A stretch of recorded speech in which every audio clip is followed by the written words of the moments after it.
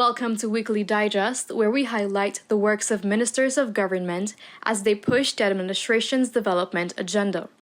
A total of $437 million was paid out to small rice farmers and millers of Region 2. The money was from outstanding payments from a 2015 Petrocarbi rice deal with Venezuela, which the former administration failed to pay out. In the Petrocarbi deal, over $450 million was due to the farmers. Imagine that. Small farmers. We got 19 farmers here today. 19 farmers who were denied that money. How many years? 4 years ago? 4 or 5 years ago. Since when? 2015. Since 2015. 9 years ago. 9 years ago. Imagine that. That is a criminal. Let me be very frank. And today, I want to say, under your government, the PPP civic government, we have already paid, get the money from Panama, and we paid that to the farmers and the millers of $1.5 billion that APNU never had and never tried to get. And today is another promise being fulfilled that we'll pay out $437 million to the small farmers and the rice millers. Also in Region 2, a new pump station was commissioned at Andrews Village. It was an investment of $528 million, and it brings the total number of pump stations in the region to 26. This project symbolizes our commitment to the people of Essequibo, as I know for a fact that Region 2 is an area that over 90% of the population depend on agriculture. It's an agricultural region. This week, the country learned that Guyana achieved a record-breaking 725,282 metric tons of rice in 2024.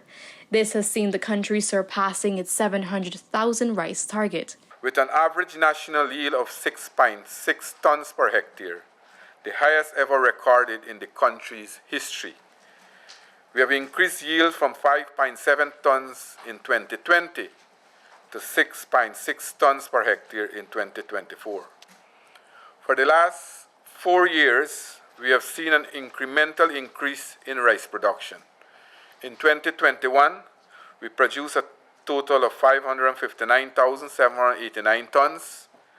In 2022, we produced 610,595 tons. In 2023, we produced 653,706 tons.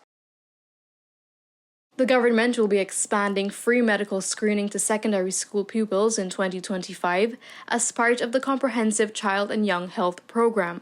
Every child will undergo a series of health examinations, including dental, hearing, and eye care.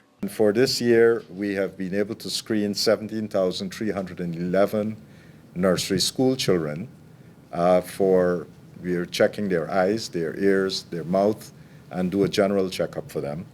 And similarly, we were able to do 19,554 primary school students, and again, doing the same thing. Some of these students, once we find that they have a pathology, we are able to bring them into our clinics or hospital, and we are able to treat them. The thoroughfare in Region 2 is set to experience further upgrades as a whopping $2.3 billion in road rehabilitation contracts were awarded. Minister of Public Works Bishop Juan Edgell overlooked the process that saw 179 small contractors receiving contracts. The engagement of small contractors do not put at a disadvantage the big contractors.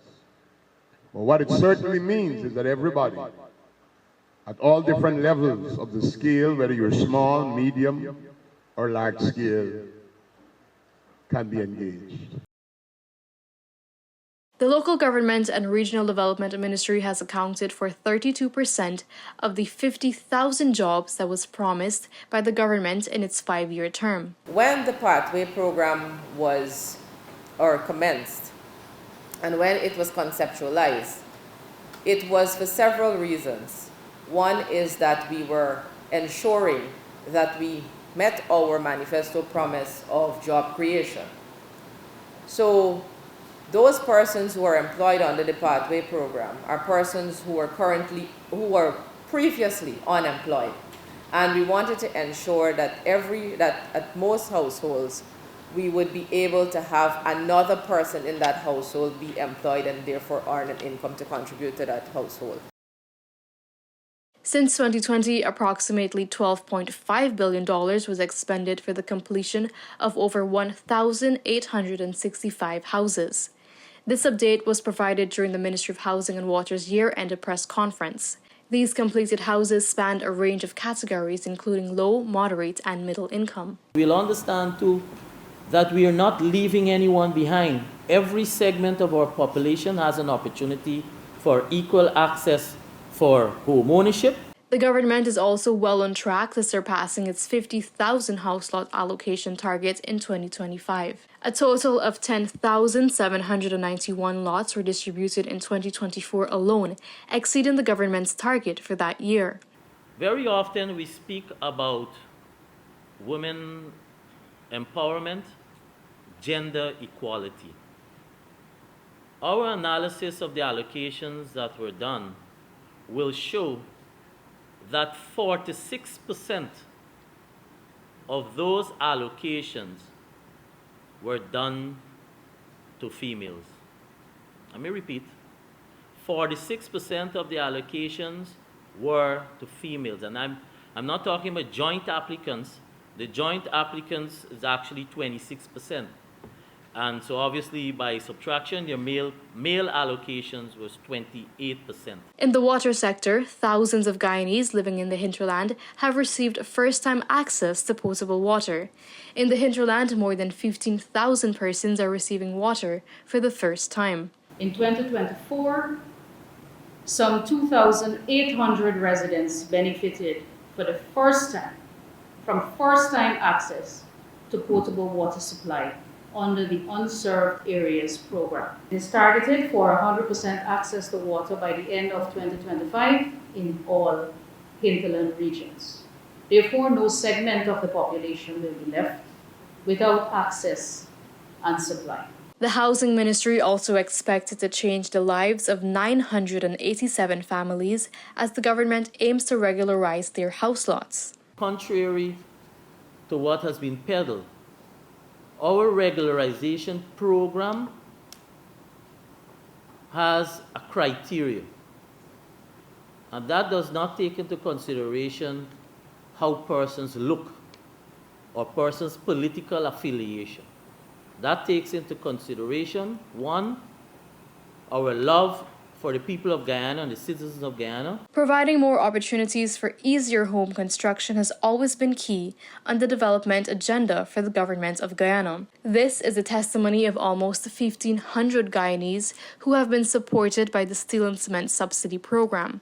Obviously, Region 4 will be the highest, and so Region 4, $119 million overall, with 476 vouchers issued.